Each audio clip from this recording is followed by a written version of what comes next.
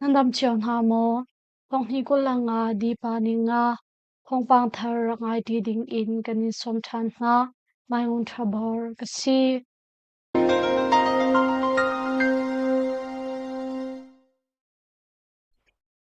tidim peng a American journalist pakhat ni bamalam sual I hliam ma fa ngai atwar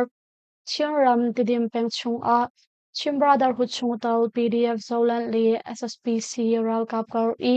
achang cho ma mi ka dau na kong he pe tlai in khong ala tu American journalist Colin chu SSPC ral kap ngat mi bom alam sual cha a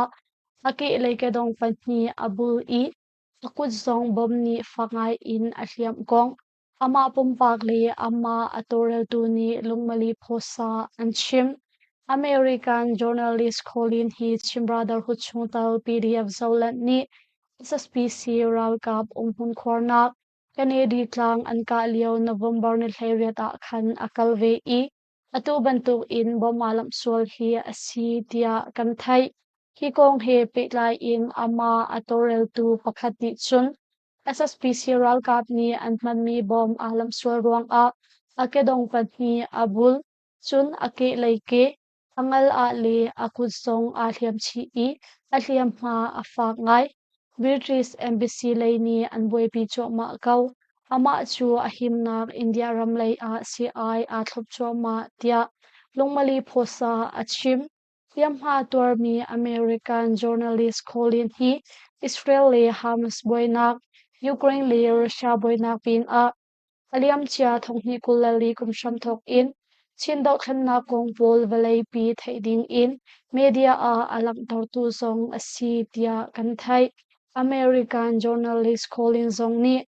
kei hi ka dau na kong he pe lai in adik mi thong pang lak ding a raram a kal in apum pe ve mi kasi December ni thuma khan aizo si zung ka phan I ren nei tu na ni betak te in an kan thlobul cho ma kau kanun nak cha a thin phang aseliam lo tia lungmali phosa achim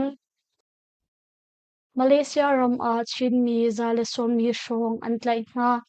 Malaysia ram a phoning lo in alut mi ramdang mi pol chu Malaysia nol ngei tu na ni pezul in an tlai na I November thla chunglong a chin mi zale som mi shong an tlai na tia thai si Malaysia ram a November thla chunga khan phungning lo in alut mi ramdang mi thong hi zariat pakwa an tlai na I chu chung a Myanmar ram mi zaruk som kwa thum ani tal tia Malaysia Myanmar Association MMA ni November ni thum a an than Myanmar ram mi zaruk som kwa thum lak a chin mi zale som mi shong ani tal chi I hinak in tlai mi na an tam deuh kho zong an si tia MMA ni alang ter aluan chia December ni thuma khan Malaysia ram Kedah ram kol Malaysia immigration zong ni khungning lo in lu ruang I an tlai mi nga ramdang mi zale hlei ni chu anum na ram chiao a an kwat na I chu chung a Myanmar ram mi zong ani tal chi tia thai si Salin chi khopi palik sakhan in arak chuak mi SSPC an ka na I minung pasha an thi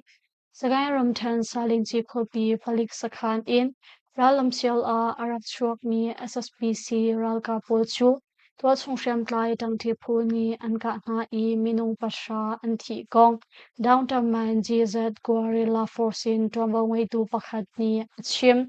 Alwan chia November ni som thum zan swimel lam he kha shonga khan salin chi khopi palik sakhan in ralam sel a arak chuak ni SSPC ral ka tha zang zakhatreng lo chu tol chung shem tlai tang ti phu ni ye kha khopong a rakbo in an ka na cha a menong pasha an thi I adang hliam ma tor mi an tam tia thai si chu ka dau nak chu yima pimpeng kom battalion hei ruk yima pimpeng kom kolum le tol chung shem tlai tang ti phufan dang ni an kal pi I ka dau nak hun in himte in nuan kyo than kho kong thai si Paupeng chung a SSPC kut in tol chung mi hlei ruk an nun nak aliam khwa pasha a umnak in somriat liang mai in an khang Takhat chung a magweram than paupeng chung a lalam sialmi SSPC ral kap ni tlai shem nak tlai khi nak le thanon nak to ruang a tol chung mi hlei ruk an nun nak aliam I khwa pasha a umnak in somria tangkong pau peng humanitarian affairs department in chomwa ngai tu pakhat ni achim alwan chia November thachunga khan pau peng chung I a ummi khote pol chu SSPC ral ka ple pyu so thi phokop ni an lu no I khokhang nak tlai shem nak tha non nak le bom tar mi ruang a tol chung mi pol an nun nak aliam tia thai si ralam sialmi SSPC ral ka tha non nak ruang a tol chung mi hlei ruk an nun nak aliam I chungai le shemwan ka dau nak ruang a minung hlei kwa ni hliam ma an tuar chupin a tlai atong mi hlei nga bomlam sual ruang a kutki asung mi pangale tlai shem tong mi pakhat an tia an chim chuban tuk thiam in ralam sialmi SSPC ral kap ni khwa pasha le ral shel sakhan pakhat mai in an khang ruang a umnak in somret nga le ral shel na umnak in somthum achiam tia thai si Budalim peng PDF sakhan pakhat a SSPC ni chunglei in boman thak I PDF ral ka panni annun nak aliam sagai rom then budalim peng mun pakhat a ummi PDF sakhan pakhat a SSPC ral kap ni December ni thum zana khan chunglei in boman thak ruang a PDF ral ka pakhat annun nak aliam I adang pathum ni hliam han tuar kong Ram thonglak na shrampi ni achim tada u Air Force in arakai mi SSPC ral ka pral tuknak vanlong pakhat le mongyua nama kha in arakai mi paramoto panni ni PDF ral kap sakhan pakhat a zalekul bomlung thum an thak tia an chim SSPC ral kap chunglei bom thak mi ruang a Burma Army BA Rampalli Battalion pakhat in PDF chungtal panhi annun nak aliam I adang pathum zong ni hliam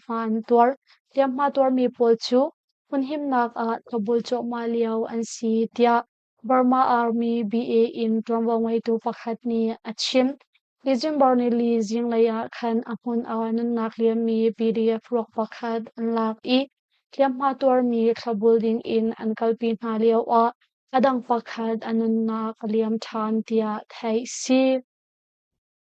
singai peng pumpak moto pakhat le tlang long ani pa ruang a minung pathum an thi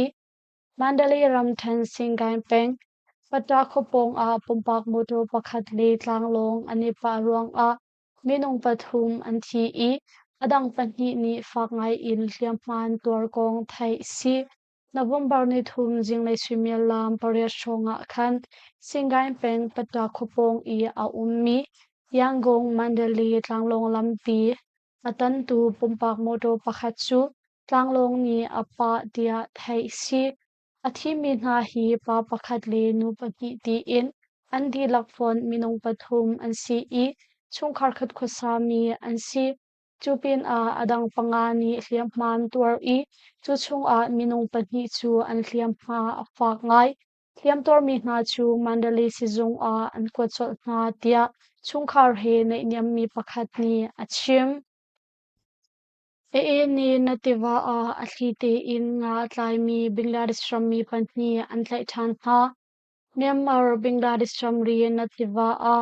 ahlite in nga tlai mi Bangladesh ram mi pahnih hna chu Rakhine Ral ka BLA ni an tlai than hna kong Kok Bazar Shambun TTN News ni alang ver Rakhine Ral ka BLA ni second na copy nativa a ahlite in nga tlai mi Bangladesh ram mi MD Selim Kumsom nga le MD Rias Udin Kumheret mi chu December ni thum jingka a khan nativa ho ayang jimo khali muram a an tlai hna tia thai si alwan chia November ni thlai kwa zonga khan Rakhine Ral ka BLA ni tilong pahnih he athite in nga atlai mi Bangladesh ram mi hlai ni an rak tlai hna Rakhine Ral ka BLA ni December ni thum leo I an tlai mi hna pahnih dal in Bangladesh ram mi ngatlai tu min nong zale somriat li antlai changma kok bazar shambun TTN news ni alang der